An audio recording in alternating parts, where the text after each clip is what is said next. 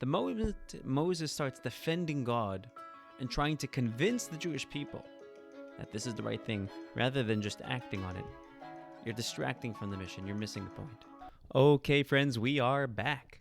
So the Jewish people had finally been sent out of Egypt, and they're on their way. They're on their journey toward the promised land. But God decides to take the Jewish people a roundabout way, take them a longer way, because they might get cold feet, they might get scared, they might want to go back. That's the mentality of somebody who had been through slavery and abuse. You want to go back to your abuser because it's more comfortable than getting life back in order. So God said, we're going to take a longer route. That's going to be our journey toward the promised land. That was the perspective of God, the perspective of Moses, the managerial perspective. But what was Pharaoh's perspective, the enemy's perspective, the perpetrator's perspective? They're confused. They're on their way to the promised land, which is there. They're going there. Now is a perfect time to infiltrate. Let's reclaim our slaves. Let's reclaim these victims. Let's get them back into Egypt. The Jewish people turn around and see the Egyptians pursuing them, cornering them by the sea. They got the sea on one side, the Red Sea on this side. They got the Egyptians on the other side, and now they're stuck. They don't know what to do. They start accusing Moses of engaging in this conspiracy. They start making these conspiracy theories like, Moshe, did you bring us here to die? You said you're setting us free, and now you brought us here, and look what's happening. So Moshe gets up, and he starts giving them a pep talk. Relax, guys. We got this. God is going to fight this battle. God is going to get to us. And what does God respond to Moshe? Ma titzak elai. Why are you crying out to me? Tell the Jewish people to go forward. And commentaries wonder that Moses was not crying out to God. That's not what he was doing. He was talking to the Jewish people. He wasn't crying out to God. It almost sounds like God is gaslighting Moshe, accusing something that he didn't even do.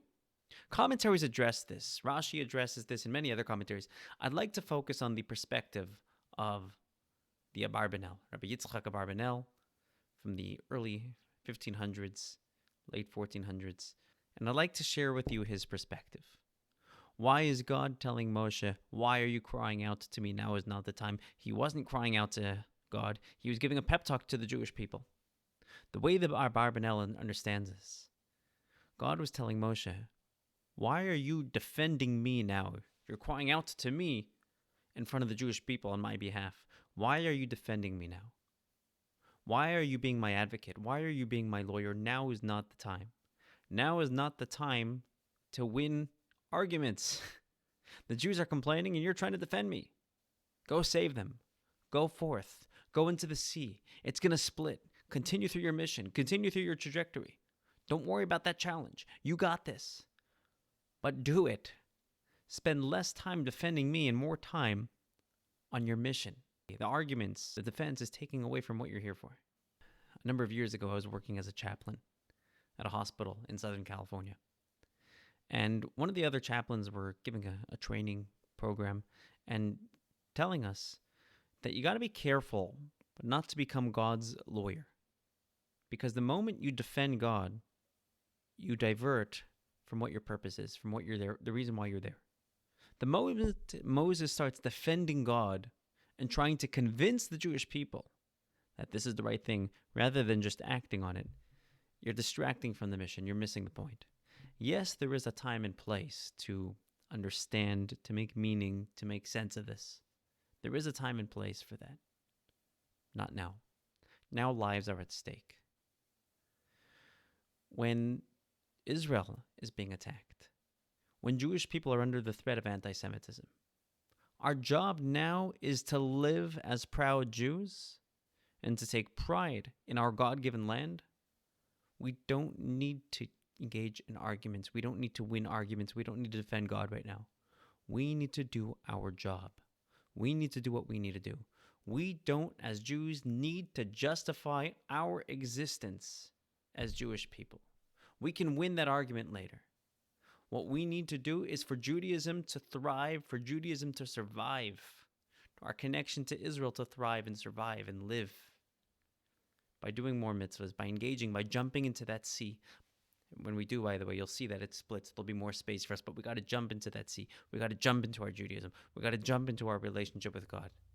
We got to fully jump in. We don't need to justify it to other people.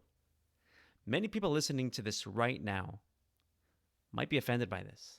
I put out a similar video last week and got a lot of hateful comments. Got a lot of attention for this. But I'm going to say it because it's the truth. As Jews, our job right now is not to be right. It's to be productive.